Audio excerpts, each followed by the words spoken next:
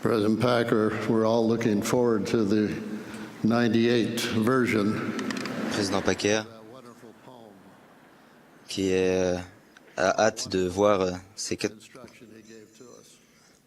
Merci pour ces merveilleux enseignements que vous nous avez partagés. Il y a quelques semaines, par une nuit froide et sombre d'hiver, ma femme, Barbara et moi-même contemplions profondément impressionnés le ciel. Les millions d'étoiles semblaient exceptionnellement brillantes et belles. J'ai alors ouvert la perle de grand prix et j'ai relu avec émerveillement ce que le Seigneur a dit à Moïse. Et j'ai créé des mondes sans nombre. Et je les ai également créés dans un dessein qui m'est propre. Et je les ai créés par le Fils, qui est mon Fils unique. À notre époque, le télescope spatial Hubble a confirmé la grandeur de ce que Moïse a vu. Selon les astronomes de Hubble, la Voie lactée, dont notre Terre et notre Soleil ne sont qu'une infime partie, est supposée n'être qu'une galaxie parmi plus de 200 milliards de galaxies similaires. Pour moi, c'est difficile à comprendre, impossible à mesurer, tant sont vastes les créations de Dieu. Frères et sœurs, le pouvoir par lequel les cieux et la terre furent et sont créés est la prêtrise. Ceux d'entre nous qui sont membres de l'Église savent que la source de ce pouvoir de la prêtrise est le Dieu Tout-Puissant et son Fils, Jésus-Christ. La prêtrise est non seulement le pouvoir par lequel les cieux et la terre furent créés, mais aussi le pouvoir qu'a utilisé le Sauveur durant son ministère terrestre, pour accomplir des miracles, pour bénir et guérir les malades, pour ramener les morts à la vie, et, en tant que Fils unique du Père, pour endurer la douleur insupportable de Gethsémane et du Calvaire, satisfaisant ainsi aux lois de la justice par la miséricorde, assurant ainsi une expiation infinie et remportant par la résurrection la victoire sur la mort physique. Ce sont les clés de cette autorité de la prêtrise et le pouvoir qui en découle, qu'il a donné à Pierre, Jacques, Jean et ses autres apôtres, afin qu'ils bénissent leurs semblables et lient dans les cieux ce qui est lié sur la terre. Le pouvoir de la prêtrise est un don sacré et essentiel de Dieu. Il diffère de l'autorité de la prêtrise, qui est l'autorisation d'agir au nom de Dieu. Cette autorisation ou ordination est conférée par l'imposition des mains. Le pouvoir de la prêtrise ne se manifeste que lorsque les personnes qui l'exercent sont dignes et agissent conformément à la volonté de Dieu. Comme l'a dit président Kimball, le Seigneur nous a donné à tous son autorité en tant que détenteurs de la prêtrise, mais nous ne pouvons avoir accès au pouvoir du ciel qu'en fonction de notre justice personnelle. Fin de citation.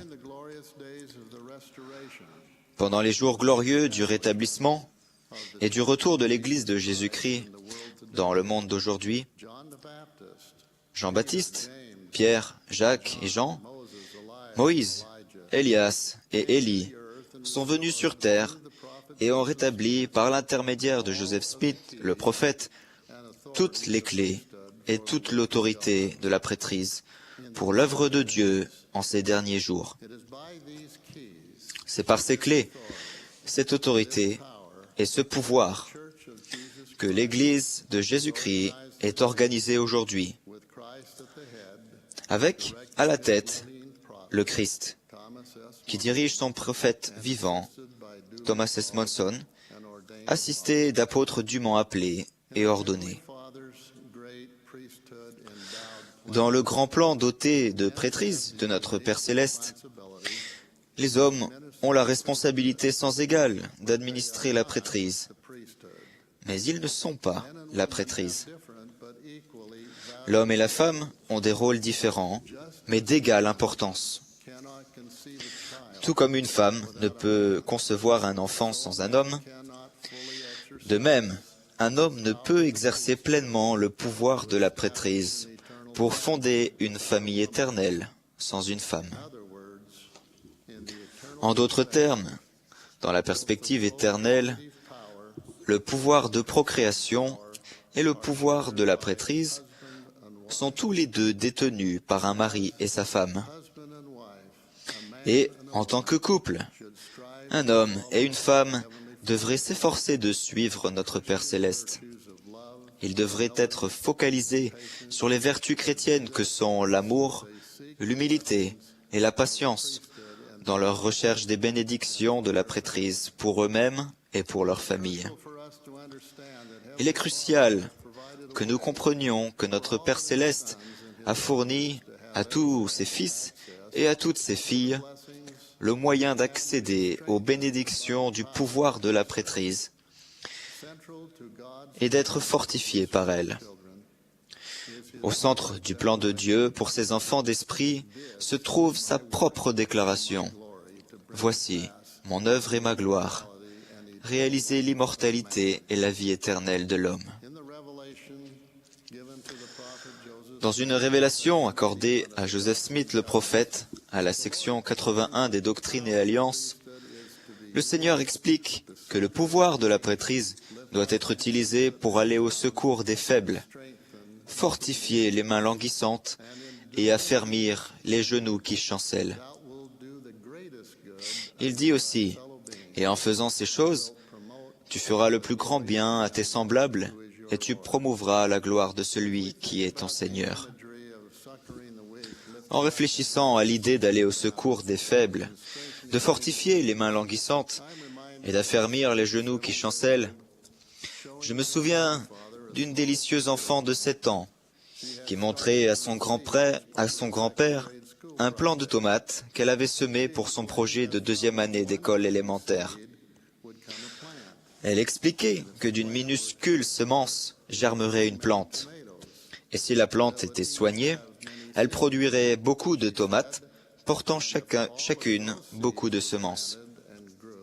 Elle disait, « Et si l'on plantait toutes ces semences, et cultivait toutes ces tomates, et si l'on plantait à nouveau toutes ces semences, en quelques années, on aurait des millions de tomates. » Tout cela, disait-elle, étonnée, à partir d'une petite semence.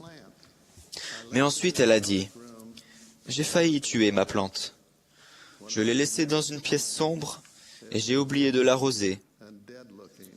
Quand je me suis souvenu, elle était toute fanée et paraissait morte.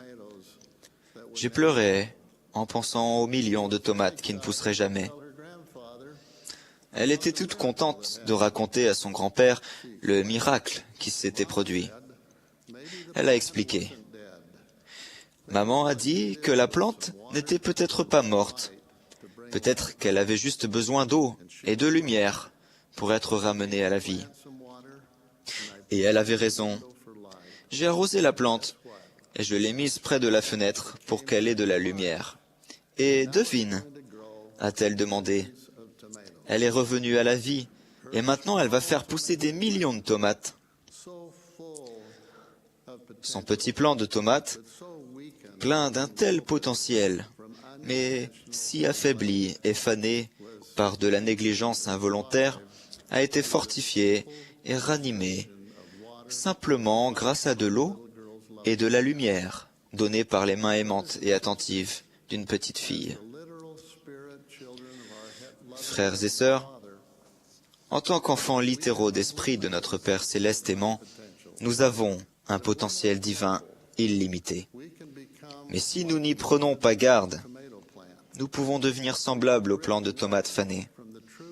Nous pouvons perdre de vue la vraie doctrine et l'évangile de Jésus-Christ et devenir spirituellement sous-alimentés et fanés, nous étant retirés de la lumière divine et de l'eau vive que sont l'amour éternel et le pouvoir de la prêtrise du Sauveur. Ceux qui détiennent la prêtrise et ne font pas leur possible pour l'honorer en servant leur famille et leurs prochains seront comme les personnes qui ne reçoivent pas les bénédictions inhérentes au pouvoir de la prêtrise et faneront spirituellement, s'étant privés des nutriments spirituels essentiels, la lumière et le pouvoir de Dieu dans leur vie. Tout comme le plant de tomate, aussi grand potentiel, mais négligé et fané.